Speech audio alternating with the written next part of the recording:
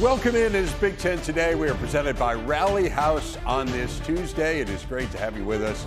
Dave Revson and Jake Butt back from Ohio State. We'll get your thoughts on the Buckeyes, but good to be back in the home state. It's just great to see you. Always good to be back home. My dad did a good job as a spotter, but room for improvement. It's up in the air if we will have him back yet. There was some build-up to that on the Thursday show, and I'd say we're getting mixed reviews. Yeah, we got to go back and watch the film. I did a quick buzz through, but I got to do a deep dive to see if we'll have him back or not. All right, our buddy Yogi Roth is with us, also returning from a trip to his home state. Got a chance to see Penn State. Hello, Yogs. I want a Snoop cam, like get that little camera from Jake and his dad. We want to see all the nonverbals in between timeouts because I know there was a lot going on there. I tell you what, I love basketball out here, but are we in hoop season? I mean, how many 60-plus game points can we get in this league? I mean, it was fun. If you love offense, watching those games back or in real time, it was an absolute treat entertainment-wise this past weekend in the league. Well, the answer to your question of how many 60-plus point games we could get was 5, as it turns out, which was the most ever in the Big Ten. You're right. I mean, it was a wild weekend of scoring in the league. Let's get to our big story. It is presented by Rally House, and all those scoreboard operator challenging results have given the Big Ten a beautiful spot in the top 25, boasting the top 2 teams in the nation in the AP poll, and Ohio State and Penn State. Second straight season, the Big Ten's had 1 and 2 in the poll. Hadn't happened back-to-back in more than 60 years prior to that. Oregon not far behind. They are up to number 4 now. And Illinois into the top 10, first time since 2001. What a great story that has been after they won at Duke. Let's take a deep dive into the 4 top 10 teams, guys. And Yogi, I want to start with Oregon. And I might make the argument to this point. I understand level of competition and all that, and Ohio State beat Texas, and obviously they deserve to be number 1. But just in terms of like kind of what you expected them to be, at least what I expected them to be, and what they've been, I think you can make an argument that Oregon's been the most impressive team. I mean, they beat a power conference team by 66 points, Yogi. Yeah, that was as dominating of a win against the Power 4 team that we've seen this season in all of college football. I think it's interesting when you talk Ohio State and Oregon, and I get what like the preseason polls are, and even the polls now are. Ohio State lost a ton. Oregon lost a ton. Oregon went undefeated and won the Big Ten and beat Ohio State once, and we know what Ohio State did in their run. But it feels as though the Ducks are just not an afterthought, but not getting any play. You heard it during the broadcast in their game as well, or excuse me, in the Michigan broadcast against Oklahoma. You heard Herbstreit talking about it. So I am all in on people kind of looking past the Ducks if you want to, because when you meet them, you're going to meet them square in the face. I mean, this is a loaded team. I think Dante Moore, we talked about it in the preseason. We talked about it after the first game of the season. Jake, when you were there, I think he's the most gifted quarterback in America. And I get that he's still got to go through things, and he's got to go against stiffer competition, all the things that will come naturally over the course of this season. But the way he's placing the ball, the command he has with the ball, and then you look at the playmakers that just continue to emerge, the way they run the football, the creativity. And oh, by the way, they play really good defense, like not getting any discussion as well with their defensive front, their front 7, of course, led by Tatum Tuioti and Mateo Uyunglele. So I think they deserve that. I think there's an argument for Penn State. There's an argument for Ohio State. There's a really strong argument for the Ducks to sit at 3 or sit at 2 or sit at 1. They've been absolutely dominant. And I always look in the first few games of the season, are you doing what you're supposed to do against the teams that you play based on what we might expect? Oregon last year, we saw them figure out the offensive line. This year, the maturity of this program, and as it continues to mature under Dan Lanning in his 4th season, like, look out, folks. Look out. The Ducks are exactly where they want to be, and the train just keeps on moving. Yeah, everything with Dante Moore just looks easy. It looks effortless. You can just see why he was such a highly touted recruit coming out of high school. And with all the weapons that Oregon has, I mean, they're 5 or 6 deep in the running back room. We know that they're going to have great weapons outside. They have the best tight end in college football in Kenyon Sadiq. I'm saying it here. Will Stein is the mastermind that makes this all work. In my opinion, he should be towards the top of the list of the Broyles Award candidate for this season, and should be, if it's his goal, will be a head coach one day. He's just that good of a leader. It is a challenge to be able to feed all these weapons, and yet it doesn't look challenging at all for Oregon. And, of course, his relationship with Dante Moore as a ball distributor. But when you talk about the ranking, they absolutely should be in consideration for the top team in college football. And if not, then that's just added motivation for the Oregon Ducks. And I would say, after what happened between Gundy and Dan Lanning last Don't week, motivate them. I would not be motivating the Oregon Ducks. They need no added motivation. So word to the wise there, Dave. Yeah, we had David Braun's news conference on yesterday. I was studying that closely. He played it very respectfully when it came to Oregon, and incredibly complimentary, because the last thing you want to do, in the words of Dan Lanning, would be to add fuel to the fire. They punted twice in 2 games. I mean, they are just a well-oiled machine. And remember, we're talking about a team here that has never lost a Big Ten conference game. I mean, they did lose to Ohio State. I get that, a conference foe in the Rose Bowl last year, but went undefeated through the conference in their first season last year, including winning the Big Ten championship game. Jake, what about Illinois? They passed their first test with flying colors, went down to Durham, absolutely dominated the second half, after you could make the argument that Duke had the upper hand in the first half, even though Illinois was leading at halftime. What do you make of the Fighting Illini now that, again, we talked about that game and we've talked about the Indiana game as 2 early litmus tests, and the first one looked great? Yeah, I would say, kind of with that in mind, with the context, aside from Ohio State beating Texas, I think this was the most important win of the season for any team in the Big Ten, just because of the expectations for Illinois to get off to a good start. And I give such credit to Brett Bielema as a head coach. If you listen to the press conferences during the week, you could see little seeds being planted. And, you know, one of the stories of the day for Illinois, their ability to force 5 takeaways. Some of that's on Duke. You know, they have to give you an opportunity, but then it's also on Illinois capitalizing with that opportunity. But last week, Brett Bielema spoke and said he felt like Duke was loose with their ball security, and he felt like their defense and team was going to have an ability to force takeaways. They did. Then off of that, 35 points off of Duke mistakes. But I give credit to Luke Altmaier adjusting there on the fly. If they're not going to protect and give him all day, then get the ball out quick. And he's got some great weapons led by Hank Beatty.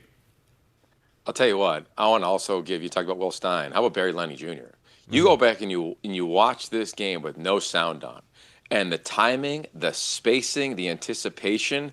I mean, it is a clinic when you watch what this offense did. You reference Hank Beatty. That was impressive, the playmaking ability for him. But putting him in those positions, to me, stood out, watching this thing with dramatic effect. And then you look at Luke Altmaier, and to me, I call it pace, plays after critical errors. You watched him where things might have been frustrating at times early on in this ball game. They were so steady. They were so steady, and he's been that. First game, they blow out their opponent. They should. Numbers very identical to what he did in week 2. I just think we're watching veteran quarterbacks emerge in this league, Luke Altmaier being that. I want to go to the defensive line, though. We know Gabe Ack, as we saw, forced fumble, another dominant performance. James Thompson, we talked about him in training camp, watching him the transfer, a defensive tackle. They moved him all over the defensive line. I mean, he's got a chance to be one of the most dynamic players that will emerge this season. Nobody's really talking about him a ton on the defensive front. There's a lot of talent there in this league. But watch what he did in this game. To me, stood out. And to me, they answered the bell. To your point, Jake, they're a real contender. They're so physical. I can't wait to watch them get into conference play. Like, the quicker we can get there, the better for all of us on many levels. But this is a physical outfit. They got skill on the outside. They lost 2 receivers. You don't think about that as much anymore after watching this game against Duke, 2 guys that departed to the National Football League. You're thinking, oh, they got a bunch of playmakers, 3, 4, 5 wideouts. They got multiple running backs. They got Luke that was really discerning. And then the scheme. That just continues to stand out. And that is a West Coast offense. Much like Will Stein, the foundations are similar between these 2 OCs. Timing, spacing, anticipation. It was as good as I think we've seen offensively across the board in the league this week. Yeah, and I think the exciting thing is the conversation around Illinois has changed, and it should change. This is one of the best teams in college football. This is absolutely a playoff contender. So with the impressive win, I think what's great is there's still room for improvement. Defensively, I think they can improve their tackling. There was some coverage. There's some opportunities to improve their coverage in the back end. Especially it's going to matter against Indiana, because that offense is dangerous as well. Now we're going to talk about Illinois judged against the best in college football. Offensive line can come along. It's these little marginal differences that will decide the season. And this is exactly where Brett Bielema wanted them to be. And I thought, really, starting from after the bowl win, he did such a great job once it was apparent how many guys were coming back, of promoting his team, of saying, hey, what about us, when people were doing their way too early top 25s and maybe they weren't as high as he wanted them to be. And this is the advantage. We talk about preseason polls, and in some senses they're meaningless. but in some senses, they help create a narrative for a team. And what Brett did in pointing out how much he's got coming back with this group, I think has put the Illini in this position where you're 2 games into the season and you find yourself in the top 10 for the first time in essentially a quarter of a century. All right, Yogi, I want to give you the first word on Penn State since you were there. Nittany Lions, slow start, good finish. What do you make of it? Well, what I made of it, and even in real time as you're calling it, you're saying to yourself, God, these teams that return so much, these teams that are supposed to win it all or take a deep run into the college football playoff, we want them to be perfect all the time. And I, after the game, I went to a tailgate, and it was, don't worry, it was all PG, it was all good there. Went to a tailgate, but all the questions that came from fans were, what do you think? Like it was heavy. Like it was really heavy in terms of, God, that was a disappointing game. Do we have what it takes? And I just said the same line, and I'll say it here again.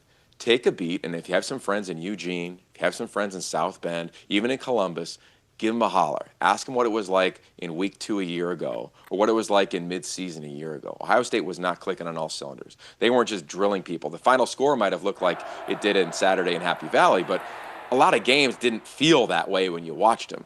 You go back to Oregon, week 2 almost lost to Boise State, and they almost lost in week 1 to Idaho. You go to Notre Dame, they did lose to Northern Illinois in week 2, and they ended up playing for the national championship. It was just a great reminder that this season is one of growth. Now, I get it. Drew Aller did not play great. This offense did not look like we expected it to. It was kind of, you felt like big explosive plays were going to come in this game. A lot did not come. I thought Drew was not as efficient throwing the football as he's been in the past. But what did you, I said it earlier, pace, plays after critical errors. Like, what did you watch him do? After half, they come out, boom, boom, boom. I mean, that's just going to be a part of a season. And I actually think it nets out being a positive for Penn State because you look at their opponent this week, Villanova, and then they get a bye. And then here come the Ducks who we were just raving about. They needed some adversity. So the fact that it was actual adversity versus trying to create it in a 3rd down period in practice or an 11-on period in practice, like you got to see that in a game, in a home game, where fans at times were booing. So I actually think you net out of this game of lessons learned. Another little scar for this Penn State Nittany Lion team full of veterans. I'm not that concerned about it. And then defensively, folks, good luck blocking this litany of defensive linemen. I mean, it's going to be so fun to watch. And Dennis Sutton, to me, he's the most dominant defensive player we've seen, especially in the front 7 through the first 2 weeks of the season in all of college football. An absolute game wrecker, showcasing some depth on the defensive front with Chaz Coleman. He got even better, Jake, after week 1. I know you liked him a week ago. So net wasn't perfect, but I'm not concerned. I'm not feeling like, oh, it's over. They don't have a shot here. Yeah, I'm with you. And I think most importantly, you never apologize for a win. You never hang your head for a win. Nothing's promised in football. You celebrate a win. We celebrate all wins. But the truth is for Penn State, they've been vocal about it.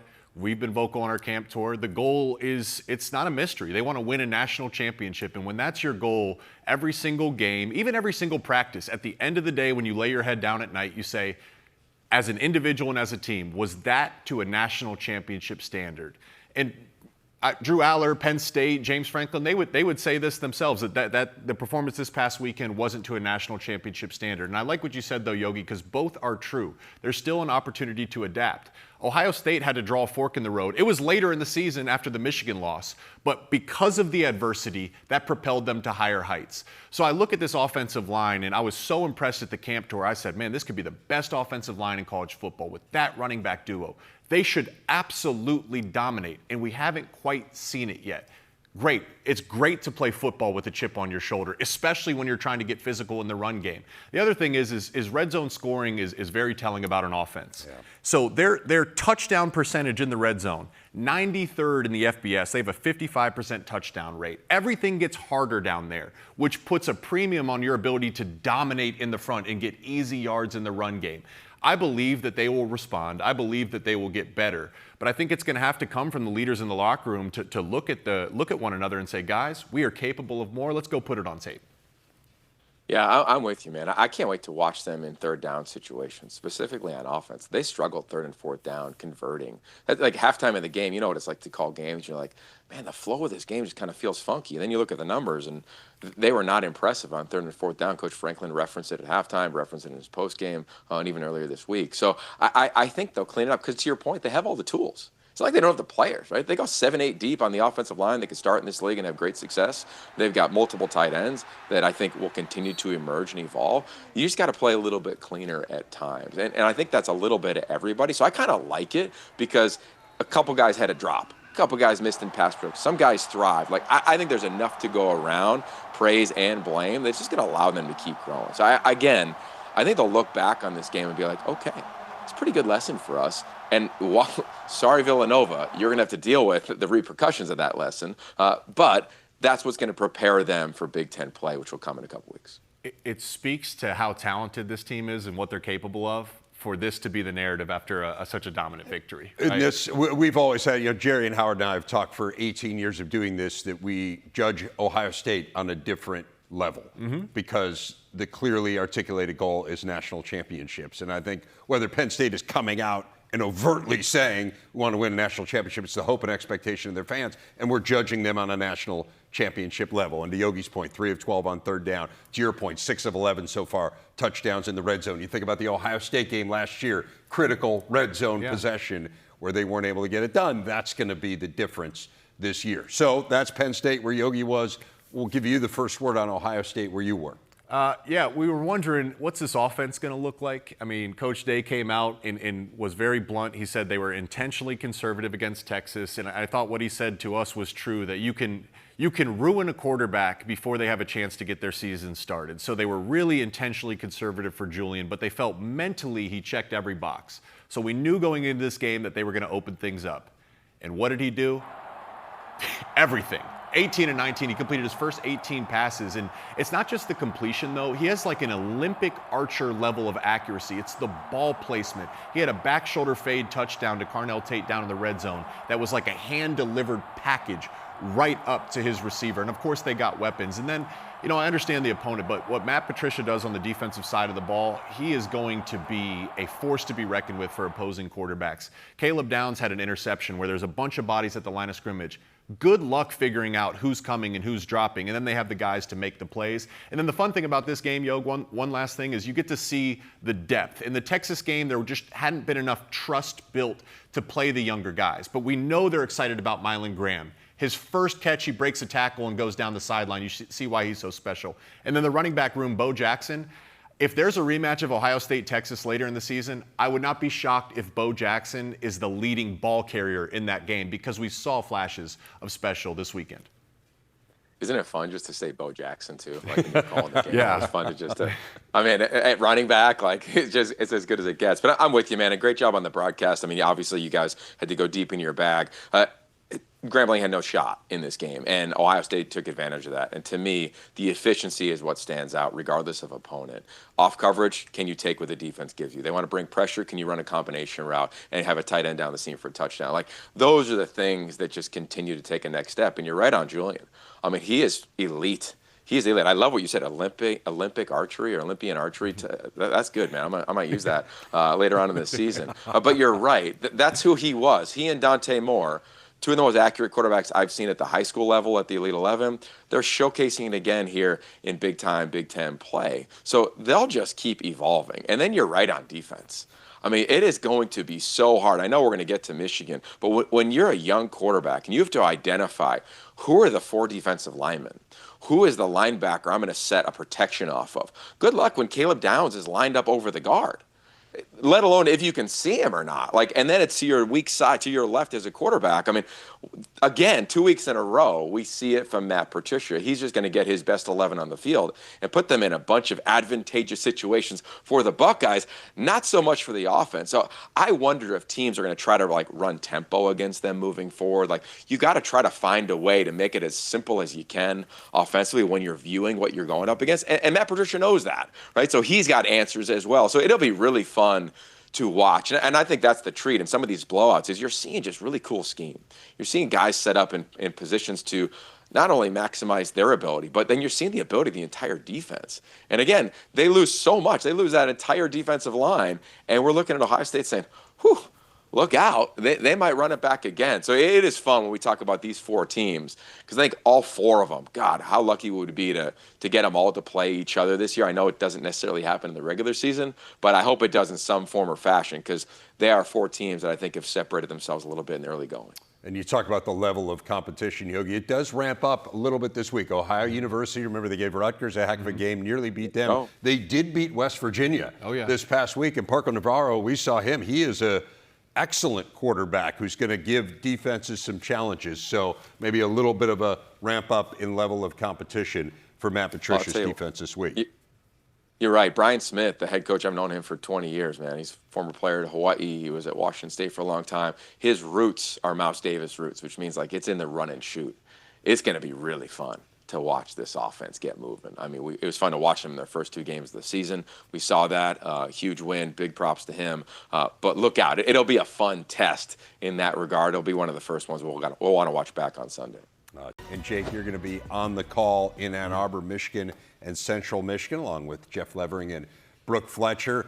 We'll get a chance to see the Wolverines try to bounce back after the loss to Oklahoma. What do you take from that game that they need to work on here going forward? Well, real quick before that, I just want to zoom out a little bit and talk about what an emotional roller coaster this has been for Michigan fans to start the season. You're introducing, and just Michigan as a whole, you're introducing this freshman quarterback, and he looks great week 1, and it's like, man, he's the best quarterback in the world. And then you struggle on the road, and it's like, what is going on? And now I just say, exhale a little bit, because this is a critically important week for your team, especially without Sharon Moore, and for your offense. My takeaway from that game, it looked like an offense that really was stuck in between the past and the future, an offense that didn't really know who they wanted to be. We know they want to run the ball with Sharon Moore, and it's the smash personnel. But you have to give yourself a chance, and far too often in that game were they running into loaded boxes where they only have 5 linemen to block 7 or 8 Oklahoma Sooner defenders. That's not a game plan that's going to allow you to win against the best of the best teams. So you have to ask yourself, yes, he's a young quarterback in Bryce. Yes, you have to protect him. I understand that. But do you believe he's capable? Then at a certain point, if defenses are going to give you some of those zero and max pressure looks, you have to allow him to learn on the fly and push the ball down the field. This weekend against Central Michigan, the strength of their defense is the run defense. The weakness, their secondary has been extremely vulnerable. Michigan could probably win this game doing whatever they want to do. That's just Michigan. But this is a great opportunity for them to figure out, and for Chip Lindsey to figure out, what is the identity of this offensive football team? Because going on the road to Nebraska, I'm really high on the Cornhuskers. That's going to be a big test. Yeah, and I think that's just the reality of a freshman quarterback, Jake, and you know it. Freshman tight end, freshman quarterback, everything is a big test. And everything, sadly, for Bryce Underwood is going to be a new test. It's a new environment. It's a new game plan. Everything will be for the first time. We've talked about that for a couple weeks now. Going up against pressure, though, that is going to be something that continues to happen for him. Against blitz, they struggled. Against loopers, against twists, against stunts, to me, they struggled. So to me, I'm curious when you call this one, how much max protection is there? How much half roll is there? Do they abandon, the play action game a little bit? Like I think when you have to turn your back to a defense, it's so hard for anybody, let alone a young guy, and especially when defenses are changing late. Does Chip Lindsey, who tempo is in his bag, do they create some of that early on? Because there's some times where you're finding a nice little rhythm, not just in week 1, but in that game. But the consistency wasn't necessarily there. You got to give Oklahoma's defense, Brent Venables, a ton of credit in that regard. But every team, every defense is going to try to make the pocket chaotic. Mm-hmm. The phrase in the football world is, can you make the quarterback left-handed? Can you try to just take away his best stuff, right? Pressures from his right, force him to roll to his left. Force him to play within the pocket, but move a bunch of things in front of him in the pocket. That's just what reality will be in major college football for Bryce Underwood. That's the reality for every quarterback. I don't care if you're a fifth-year senior or a first-year player. And to me, that's really where they struggled. So do you go tempo? Do you half roll it? Do you max protection? Some of those things, I think, might be answers for Michigan this week and moving forward, because Nebraska, to your point, is coming up in 2 weeks. Mm-hmm. they're going to need to find yards. Their offensive line is not going to compete for a Joe Moore award, so they have to make up for yards in other places. And one of those is Bryce Underwood is a great runner, and it was a massive contrast between Oklahoma's offensive game plan and Michigan. John Mateer, he's a playmaker as much as he is as a quarterback, both on the ground and then off schedule running the football. And Sharon Moore was asked about that this week. Hey, what are we going to see Bryce run the ball? And I get what he's saying. He said, listen, if you're going to run the quarterback, they learned this with JJ, you better feel really good about your second quarterback. And I would disagree. I watch Monday Night Football, and it's Lamar Jackson and Josh Allen. I'm sure both those guys feel great about, both those organizations feel good about their backup quarterback. But the truth is, if Lamar or Josh got injured running the ball, both their season's over. You're not winning a Super Bowl if either of those guys get injured. And yet, in a Week 1 matchup, both offenses were saying, this is the most important thing in the world. We are going to call our best play. I would hope to see Bryce using his legs sooner rather than later, because that's a big reason he was such a highly rated recruit coming out of high school. It does make you wonder a little bit if they'd be handling it differently were Mikey Keene healthier. And of course, he missed spring practice and was limited when we were there in the fall. But to your point, you have this quarterback do what he does best and put him in a position he would probably feel succeed. better too making plays. Right. Right. And he's a phenomenal athlete. No question about it. So some struggles at the quarterback position for Michigan. But again, as you guys point out, it's offensive line, wide receivers. It's a systemic thing. And I think you can make the same argument at Iowa. I know there's a ton of hype put on Mark Gronowski. And, of course, he had a great career in FCS, Yogi. I mean, so far, the results are really disappointing in the pass game. He's thrown for 127 yards here through 2 weeks. Is this the same old story coming out of the Iowa State game? How do you view Iowa and that offense 2 weeks in? Well, you got to keep hanging, right? I mean, this offense has answers, right? What Tim Lester does, what he brings with his background. To me, there's a lot of things you pull from the first 2 weeks, but just for brevity's sake, let's just start with the things that I think matter most. One, right now for this offense, for them to operate, it seems as though everything has to be perfect. Mm-hmm. Offensive line has to be great. Pass protection has to be right. The eyes of the quarterback has to be right. The route has to be right. And then the throw has to be right. That hasn't happened a lot through 2 games for this team, whether it's pass protection, whether it's a back missing in pass protection, it's a receiver dropping a ball. I mean, we've seen, and of course, Mark, he hasn't been as efficient as you'd like, right? First week, that was highlighted. Last week, at times, he throws impressive balls. Sometimes he struggled a little bit. Like, those are just the ebbs and flows of what reality is right now for this offense. So when things are challenging offensively, what do?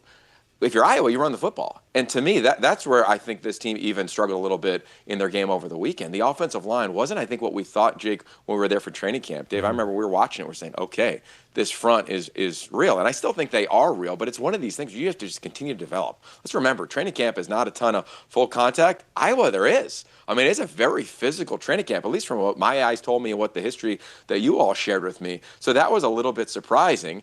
But you got to give credit to what they played against. So I think this conversation is nuanced. You're playing a 3-3-5 defense. Nobody in the Big Ten runs this style of defense that Iowa State played. And there were times late in the game where the safety skied confused, I thought, Mark Gronowski and this offense. There were times in this game where I thought they had it nailed and the receiver missed a block on the perimeter. So right now, it's tough sledding for Iowa because it just seems as though everything has to be perfect through the first 2 games. I wrote the exact same thing, Yogi. I just feel like this is the same conversation we've had about Iowa for a number of years, and it's going to be repetitive until it isn't. The offense is going to have to play beyond what they're capable of for them to win against the best teams. Even with how rough of an offensive performance was, they're in it, and yet they just need to find things elsewhere. And when you talk about perfect, health plays a big factor. They're beat up. Jennings Dunker left the game. Bo Stevens left the game. Addison Ostrenga looks like that's unfortunately going to be a serious injury, and he's one of their best weapons there at tight end. So this is it's going to be an uphill battle. I was a little shocked, Xavier Williams, after the performance he had running the ball week 1, that he didn't get more touches. Gronowski was their leading rusher. So maybe that's a trust thing in a rivalry game for freshman week 1. But it's just, Dave, it's going to be the same conversation. They're going to have to find it from somewhere against the better teams to win. It feels that way, no doubt. Defense has played really well, played great in the game against Iowa State. But can you get that offense going? Obviously, a chance to make history this week, we should mention, for Kirk Ferentz. He can pass Woody Hayes, could have passed him last week as well on the all-time wins list. And a reminder, that game is here on the Big Ten Network as they take on UMass. That's a non-conference game. But how about this? We got 2 conference games coming up this week. Oregon coming to Evanston to take on Northwestern, shaping up to be a spectacular weather day in our great city of Chicago. We already talked about the Ducks and how good they've been. Meanwhile, in West Lafayette, USC, highest scoring team in the nation thus far. They are visiting Purdue. Yogi, you have seen SC in person already. You saw them in camp as well. Not only do they lead the nation in scoring, they lead the nation in yards as well 2 games in. How good are the Trojans? I think they're real. I really do. I think for a few reasons. One, the development last year was a big development year, I thought, across the board. This year, you're looking at 3 third-year players start on the offensive line, all recruited out of high school. All the starters on this offensive line recruited out of high school, even though they made a change last week in the interior offensive line. I think that just bodes really well for this team. Now, I get it. They did what they needed to do against the opponents. Same thing we reference off the top of some of these teams, much like the 4 teams that we talked about at the top of this league. If you looked at the league in echelons, here comes SC. We have to start talking about them that way. The playmakers that they have, Mekhi Lemon, Jacoby Lane, you look at the way they run the football. They're averaging 8.6 yards per carry. I mean, they are moving the line of scrimmage. And then Jade Mayava, they are using his legs, Jake. They're doing the things that maybe you want to see happen in Ann Arbor this weekend. And he is spinning it. He is playing with a confidence that is paramount at this position at USC, let alone at this position. I know it's early. I know that it's hype, but you don't watch college football if you don't agree that USC looks different this year than they have the last 2 seasons under Lincoln Riley. They just are. And then you add in Anthony Lucas, the group up front, Cameron Fountain, the linebacking core, Eric Gentry and company. It's just a much better team. They don't have minimal room for injury. They don't have a ton of depth, but they have drilled their opponents physically, skill player-wise. And then we'll see what happens this weekend.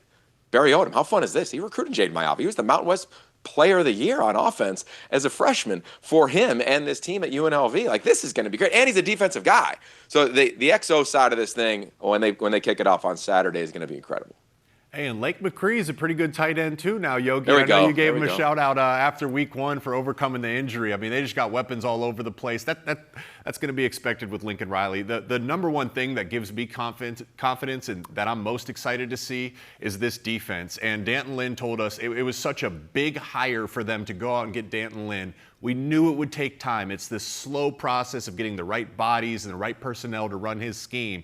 Okay, yeah, they're towards the top of the conference and country in offensive statistics. They lead the Big Ten in sacks. They lead the Big Ten in TFLs. When you think about how explosive that offense is, and now you factor in the defense that can force teams backwards, makes for a dangerous recipe. You talk about some interesting sidebar stories. Josh Henson, of course, the offensive coordinator at Purdue. Remember, he's been on Lincoln Riley's staff the previous 3 years. So you have all these connections that run through this game with Mayava, with Josh Henson. Should be a really interesting one. And the Big Ten co-offensive players of the week announced yesterday, 2 guys who accounted for 5 touchdowns. Washington's Jonah Coleman, over 100 yards rushing for the 2nd straight week. Those 5 TDs coming on just 15 carries. And then Aiden Childs was great for Michigan State, threw for 4 scores, ran for 1 in the win over BC, and also had a beautiful throw on the 2-point conversion that won the game.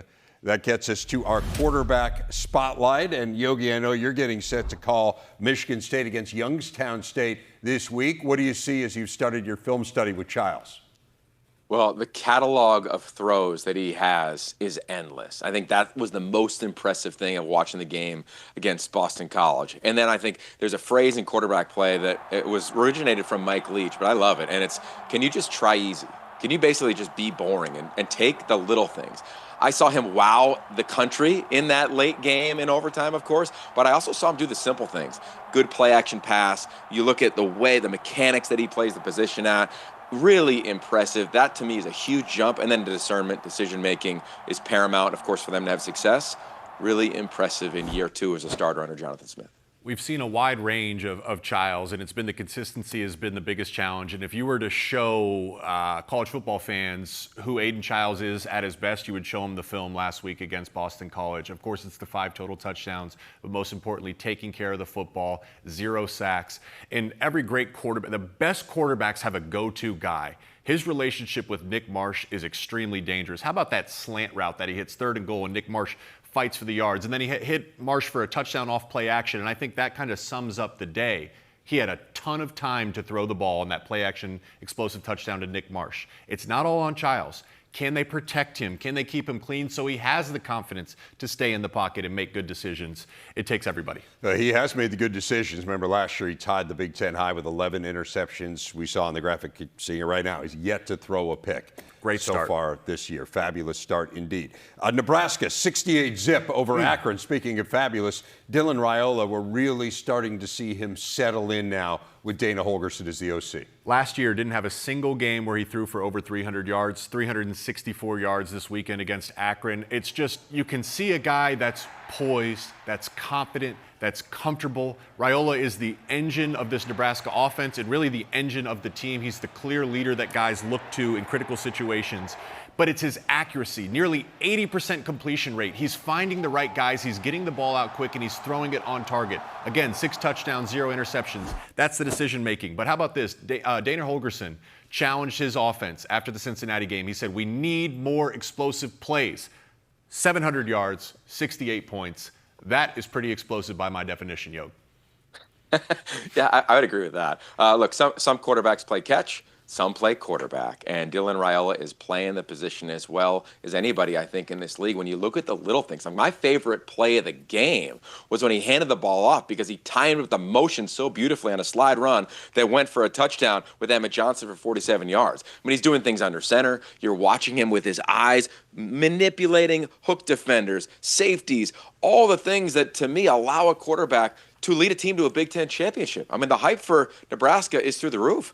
I kind of buy it now. You know, honestly, after watching week 1 against a legit opponent and then week 2 and the little things and how this offense became explosive. So overall, ball placement, the little things at the quarterback position, he's playing at a high level. I expect it to continue. Been incredibly accurate. 6 games now with Holgorsen as the OC. He's completed at least 70% in 5 of those 6 games. Fernando Mendoza, as we turn our attention to Indiana, team that was a playoff team, of course, a year ago with Curtis Rourke, who finished 2nd in the nation in pass efficiency. There was a ton of hype around Mendoza. The transfer from Cal week 1 was okay, certainly not bad. Week 2 was really special, Yogi.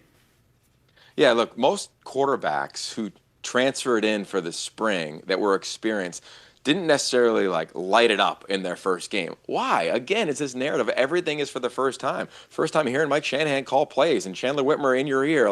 It's just different. So I just love the jump that this offense made. And really, Fernando, the anticipation that he had down the field, the location of the ball, that's his skill set. He's got tremendous accuracy, getting the ball up and down over a linebacker in front of a safety. You saw that happen a lot in this game, especially in the red zone ball placement. You want to win in this league, you got to score touchdowns in the red zone. You saw them do that man, Elijah Surratt, many times. We've talked about some offensive coordinators, Barry Lenny Jr. from Illinois. We talked about Will Stein from Oregon, and I think Mike Shanahan is another guy that's extremely underrated in this conference. And Mike Shanahan is going to put out an offense that's capable of scoring points. They just need a guy to drive it. That's for Fernando Mendoza. And to both you guys' points, it was a big jump. He spoke and knew it wasn't good enough week 1. Well, what a response going into week 2. And again, I go back to having a go-to guy, having Elijah Surratt. We showed that highlight on that fade down in the red zone. Look at the ball location, striping the defender's helmet. Surratt's a guy, if you just give him a chance, he's going to come down with it. Well, Mendoza's proving that he has that ability to put the ball exactly where it needs to be. Hoosiers right back in the mix again this year. I keep coming back to the fact that Elijah Surratt was playing at St. Francis of Pennsylvania. What the heck? That's crazy. How good. He's going to play in the NFL for a decade. He's been at that level. It is crazy. I do want to ask you also about Ethan Kaliakmanis.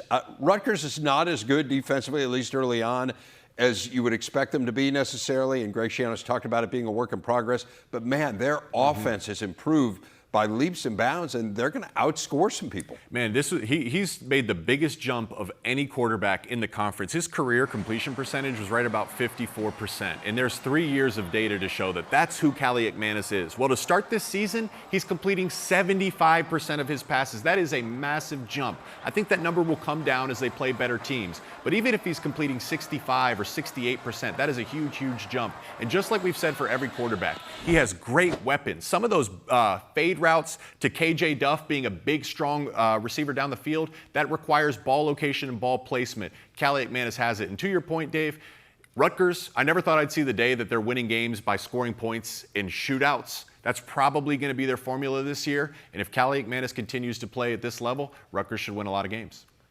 Yeah, look, you think about Rutgers and you think run the football, control the clock, play great defense. Last year, we'll talk offensive coordinators, Kirk Sriracha, the nice job he has done in the development for multiple years in multiple schools with Ethan Cali McManus. When I watch this offense now, they are letting it rip. Like, they are on the attack. They look like a version of some of the big-time offenses we've talked about in this show. And I love that for Ethan. This is a position that is developmental, folks. I know everybody wants everybody to be lights out off the rip. That's not what the quarterback position is unless you're Trevor Lawrence. Like, there's a handful of guys you can think about immediately that were like that in college. Ethan has emerged and developed, and these weapons on offense, we talk about this receiving core, man. I mean, this is legit at Rutgers. They continue to play, taking shots, aggressive football offensively. It jumped out in a huge way on our camp visit, but you talk about Duff and Ian Strong and DT Sheffield. This is a really good group, and we have seen Cali McManus take advantage of them here. Through 2 games, 3 Big Ten wide receivers over 200 passing yards on the season. Mekhi Lemon of USC, 2 receptions over 60 yards against Georgia Southern. He's averaging nearly 23 yards per catch. Hank Beatty's been amazing, as we talked about for Illinois, leads the nation in all-purpose yards. And then Ian Strong, who we were just speaking of, over 100 receiving yards in both Rutgers games this year. A lot of dynamic duos, quarterback, wide receiver in the Big Ten. Yogi, anyone you want to highlight? Yeah, how about Damon Williams and Denzel Boston? I know you two were up late watching that one into the early mornings, wherever you were residing, Central or East Coast time. I was up to about 1:30. The studio is where I was. Yeah, you were. I was watching you. You put me to bed Saturday night in a good way. I waited till the show was over, man. But I'll tell you what, this duel will wake you up. They'll wake up every defensive coordinator. It starts with the offensive line, then the running ability of Jonah Coleman, the legs of the legs of the quarterback Damon Williams, and then the ability of that man right there. I mean, he's explosive. He's all of 6'4", 207. He's finally healthy. Remember, he was on a receiving core with a guy, Dave, I think you were field access last night at the Bears game watching Roma Dunze finish that thing off, maybe one of the sweet press boxes up there. He was a receiving core with him. He was a young guy learning from him and 2 other All-Americans in that regard. So fun watching him play. I want to talk about a guy in Columbus that might be the best player in all college football, and Jeremiah Smith. If he isn't, it's his teammate Caleb Downs. So either way you spin it, the best player's in Columbus. But I got the sense calling the game last weekend and talking to the staff, Ryan Day and the Ohio State Buckeyes, they want a Heisman in Columbus. Well, that Heisman would have to be off the back of Jeremiah Smith. And a little quiet start. Of course, we hold him to a high standard week 1 against Texas. Expected an explosive day week 2, and that's exactly what we got. You know, Julian Sand now getting settled in as the starting quarterback for the Buckeyes. What a great advantage to have a big friendly target in Jeremiah Smith. I think even when teams try to double him, I still think he's open. I would just throw him the ball as if he's Calvin Johnson. Come down with it. Helps Steph Carnell too. And Yogi was talking about the Bears game last night. By the way, Yogi, I was in the stands. I'm a man of the people. But he would fit in pretty well. Probably would have been the best wide receiver on the field yesterday. And we have a Friday night football doubleheader on the Big Ten Network this week. Fernando Mendoza and the Hoosiers taking on Indiana State. Then it's UCLA hosting New Mexico at the Rose Bowl. Pre-game coverage begins at 6 Eastern, 3 Pacific on the Big Ten Network and the Fox Sports app. And we've kind of touched on this. Jake and Yogi, fun week for both of you. You were in your home state calling games this week. We do this Tales from the Road at the end of the show every week. So, Yogi, aside from the tailgate you were at, what was your biggest tale from the road? Well, I'll tell you what, there was 2. 1, I got to go back to school, kind of my Rodney Dangerfield, COM 477 sports broadcasting class with Brian Tripp. Got to go be a part of that class and learn from the next generation of people who will take all of our jobs. Very confident they will do that, and this network will be in good hands in the future. Penn State students doing a great job. And then I met a young man named Max Malik. We grew up in the same hometown. He's an amazing young man. He's part of Penn State's adaptive athletes. He's playing hockey in a wheelchair. He's on the track and field team. He's so inspiring. We grew up in the same community. He followed us at the tailgate. He watched the game, got the full experience, and most importantly, anybody who met him felt better about our lives because he just continued to inspire all of us. So, Max, thank you for that, man. Yeah, and you posted some awesome photos to your social media, so I'll plug the Yogi Roth handle there on Instagram. You guys can all go give him a follow. For me, I got to see my dad in the booth. Like I said, we'll see if we'll invite him back as a spotter. It was an average day. But aside from the Ohio State game, my high school, Pickerington North versus Pickerington Central, big rivalry game. Pickerington North won, and then we saw Sam Dixon run in for a touchdown. He's a Pickerington North alum. Lorenzo and Sonny Styles went to Pickerington Central, so it was just a good day all around for Columbus and Pickerington. Is that the second year in a row you've been home for that game? I didn't go to it this year, but I did follow it. Yes. Okay. Yes. Just but the aura of it, Exactly. just knowing that it was going on. Yes. Jerry DiNardo will join me tomorrow. We will see you then.